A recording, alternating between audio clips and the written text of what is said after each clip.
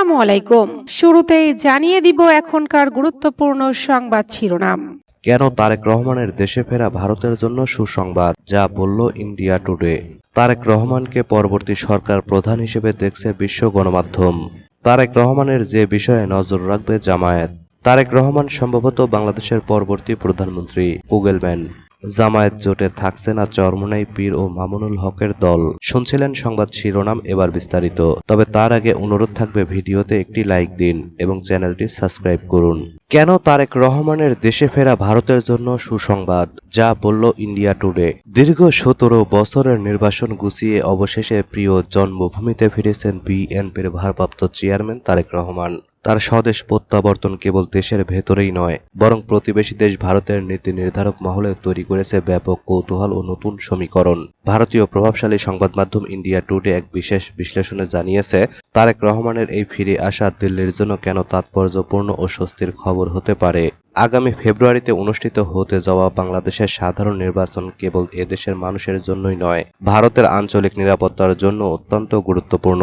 বিশেষ করে শেখ হাসিনার পতনের পর আওয়ামী লীগ যখন নির্বাচন থেকে কার্যত দূরে এবং বেগম খালেদা জিয়া অসুস্থ হয়ে হাসপাতালে, ঠিক এমন মুহূর্তে তারেক রহমানের নেতৃত্বে বিএনপির পুনরুত্থানকে অত্যন্ত ইতিবাচক হিসেবে দেখছে ভারত। ডক্টর ইউনূসের নেতৃত্বাধীন অন্তর্বর্তী সরকারের আমলে বাংলাদেশে ভারত বিরোধী মনোভাব এবং উগ্রপন্থী শক্তির আস্ফালন দিল্লির কপালে চিন্তার ভাঁজ ফেলেছে।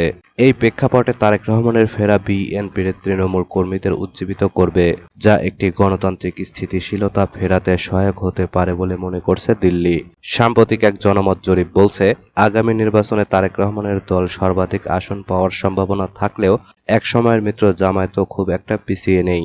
এছাড়া ঢাকা বিশ্ববিদ্যালয়ের নির্বাচনে জামায়াতের ছাত্র সংগঠনের অভাবনীয় বিজয় ভারতের কপালে চিন্তার ভাঁজ ফেলেছে। এই পরিস্থিতিতে ভারতকে বিএনপির প্রতি কিছুটা নমনীয় হতে দেখা যাচ্ছে। ঐতিহাসিকভাবে সম্পর্কের টানাপোড়েন থাকলেও বিএনপিকে বর্তমানে জামায়াতের তুলনায় অধিকতর উদার ও গণতান্ত্রিক বিকল্প হিসেবে ভাবছে ভারত। নয়াদিল্লি আশা করছে, তারেক রহমানের প্রত্যাবর্তন বিএনপির কর্মীদের উজ্জীবিত করবে এবং দলটি পরবর্তী সরকার গঠন করবে। হাসিনা সরকারের আমলে বাংলাদেশের সাথে ভারতের অত্যন্ত ঘনিষ্ঠ সম্পর্ক ছিল এবং চীনের সাথে সম্পর্কের ক্ষেত্রে তিনি সতর্ক ভারসাম্য বজায় রেখে চলতেন। এছাড়া পাকিস্তানের সাথে তিনি নিরাপদ দূরত্ব বজায় রাখতেন। তবে ইউনূস সরকারের অধীনে পরিস্থিতি বদলে গেছে। তারা পাকিস্তানের সাথে সম্পর্ক দৃঢ় করতে চাইছে, যা ভারতের সাথে বাংলাদেশের দূরত্ব বাড়াতে পারে। বিএনপি ক্ষমতায় ফিরলে বাংলাদেশের পররাষ্ট্র নীতিতে ইতিবাচক পরিবর্তন আসবে বলেও আশা করছে ভারত। সম্প্রতি ভারত ও বিএনপির মধ্যে সম্পর্কের বরফ গলার কিছু লক্ষণও দেখা গেছে। 1 ডিসেম্বর প্রধানমন্ত্রী মোদী জনসম্মুখে অসুস্থ খালেদা জিয়ার স্বাস্থ্যের বিষয়ে উদ্বেগ প্রকাশ করেন এবং সহায়তার আশ্বাস দেন। এর প্রতিক্রিয়া বিএনপি আন্তরিক কৃতজ্ঞতা প্রকাশ করেছে, যা দীর্ঘদিনের তিক্ত সম্পর্কের পর এক বিরল ও ইতিবাচক রাজনৈতিক উচ্চতার দৃষ্টান্ত। ভারতের জন্য ইতিবাচক দিক হল, তারেক রহমানের সাথে ইউনূস সরকারের কিছু মতপার্থক্য রয়েছে। এমনকি অন্তর্বর্তীকালীন সরকার প্রধানের দীর্ঘমেয়াদী পররাষ্ট্র নৈতিক সিদ্ধান্ত নেওয়ার এখতিয়ার নিয়েও তিনি প্রশ্ন তুলেছেন। এছাড়া তিনি জামায়াতের প্রতি নেতিবাচক মনোভাব পোষণ করছেন এবং আসন্ন নির্বাচনে তাদের সাথে জোটবদ্ধ হতে অস্বীকৃতি জানিয়েছেন। চলতি বছরের শুরুর দিকে তারেক রহমান ডোনাল্ড ট্রাম্পের আমেরিকা ফার্স্ট স্লোগানের আদলে বাংলাদেশ ফার্স্ট পররাষ্ট্র নীতির রূপরেখা ঘোষণা করেন। তিনি স্পষ্ট করে বলেছিলেন, দিল্লিও নয় পিন্ডিও নয়, সবার আগে বাংলাদেশ। এর মাধ্যমে তিনি বুঝিয়ে দিয়েছেন যে বিএনপি দিল্লি বা রাওয়ালপিন্ডি কারোর সাথেই অতি ঘনিষ্ঠতা চাইবে না। তারেক রহমানকে পরবর্তী সরকার প্রধান হিসেবে দেখছে বিশ্ব গণমাধ্যম। দীর্ঘ প্রায় 18 বছর ধরে লন্ডনে নির্বাসিত জীবন যাপন করার পর বৃহস্পতিবার দুপুরে বাংলাদেশে ফেরেন বিএনপির ভারপ্রাপ্ত চেয়ারম্যান তারেক রহমান। এর আগে বিমানে বসে এক আবেগঘন স্ট্যাটাস দেন তিনি। ফেসবুকে লেখেন, দীর্ঘ 6314 দিন পর বাংলাদেশের আকাশে। তার দেশে ফেরার খবর উঠে এসেছে আন্তর্জাতিক সংবাদ মাধ্যমে। ব্রিটিশ সংবাদ মাধ্যম বিবিসি, আরব বিশ্বের সবচেয়ে জনপ্রিয় সংবাদ ভিত্তিক টেলিভিশন আল জাজিরা, বার্তা সংস্থা রয়টার্স, মার্কিন বার্তা সংস্থা এপি, ভারতীয় সংবাদ মাধ্যম এনডিটিভি, তুরস্কের বার্তা সংস্থা আনাদোলু এজেন্সি বিভিন্ন শিরোনামে এই খবর তুলে ধরেছে। আল জাজিরা শিরোনাম করেছে, বিএনপি নেতা তারেক রহমান ফিরেছেন, বাংলাদেশের সম্ভাব্য পরবর্তী প্রধানমন্ত্রী। এতে বলা হয়, 17 বছর নির্বাসনে থাকার পর বিএনপি নেতা এবং দক্ষিণ এশীয় দেশটির পরবর্তী প্রধানমন্ত্রী হওয়ার অন্যতম প্রতিদ্বন্দ্বী তারেক রহমান বৃহস্পতিবার ঢাকায় আসেন, যেখানে তার দলের হাজার হাজার সমর্থক তাকে স্বাগত জানান। এপি বলছে, ব্রিটেনে স্বেচ্ছা নির্বাসনে থাকার পর বৃহস্পতিবার ঢাকায় ফেরেন বাংলাদেশ জাতীয়তাবাদী দলের ভারপ্রাপ্ত চেয়ারম্যান তারেক রহমান। তার প্রত্যাবর্তনকে ঘিরে হাজারো নেতাকর্মী ঢাকার রাস্তায় নেমে তাকে স্বাগত জানান। আসন্ন ফেব্রুয়ারির জাতীয় নির্বাচনে তিনি সম্ভাব্য প্রধানমন্ত্রী হিসেবে বিবেচিত হচ্ছেন। বিবিসি শিরোনাম করেছে, 17 বছর নির্বাসনের পর বাংলাদেশে ফিরেছেন পরবর্তী সম্ভাব্য প্রধানমন্ত্রী। প্রতিবেদনে বলা হয়, বাংলাদেশের পরবর্তী প্রধানমন্ত্রী পদে সম্ভাব্য শীর্ষ প্রার্থী তারেক রহমান 17 বছর নির্বাসন শেষে দেশে ফিরেছেন। আসন্ন জাতীয় নির্বাচনের আগে তার প্রত্যাবর্তনকে দেশের রাজনীতিতে একটি গুরুত্বপূর্ণ মুহূর্ত হিসেবে দেখা হচ্ছে। 2008 সাল থেকে লন্ডনে বসবাসকারী তারেক রহমানের দল আসন্ন নির্বাচনের সবচেয়ে বড় দল হিসেবে বিবেচিত হচ্ছে। স্বভাবতই তিনি দেশের নতুন নেতা হতে পারেন বলে ধারণা করা হচ্ছে। বিএনপির ভারপ্রাপ্ত চেয়ারম্যান হিসেবে দায়িত্ব পালন করছেন তারেক রহমান। ধারণা করা হচ্ছে, তিনি সাবেক প্রধানমন্ত্রী খালেদা জিয়ার জায়গায় স্থলাভিষিক্ত হবেন।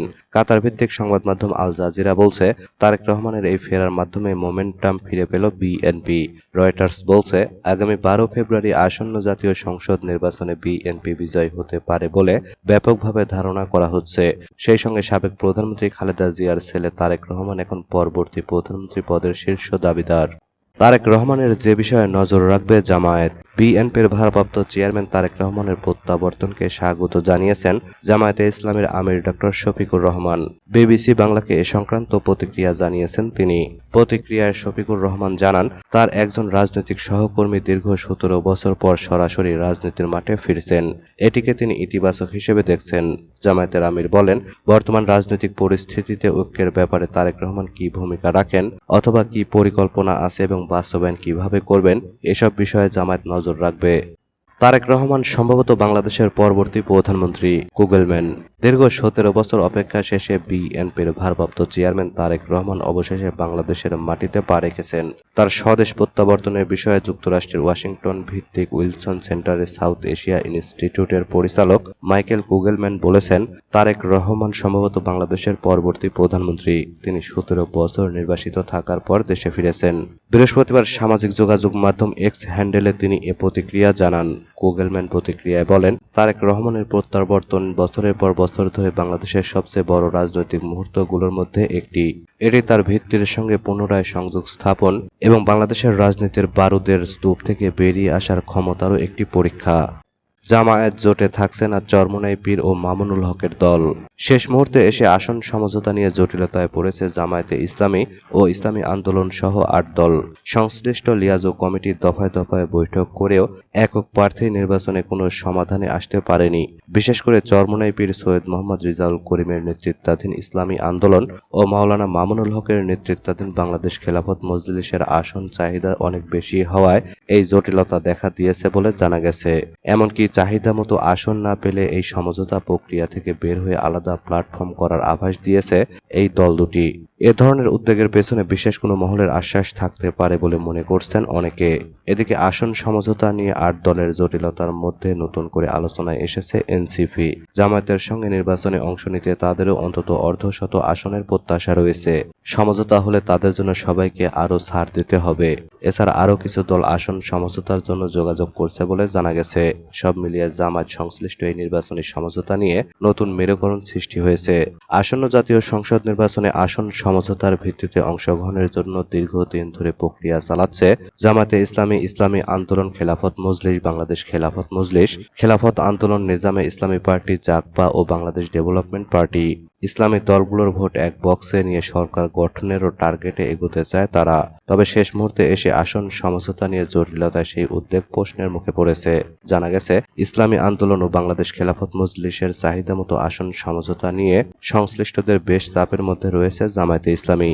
অন্যদের চাহিদা পূরণ করলে জামায়াতের আসন অনেক কমে যাচ্ছে।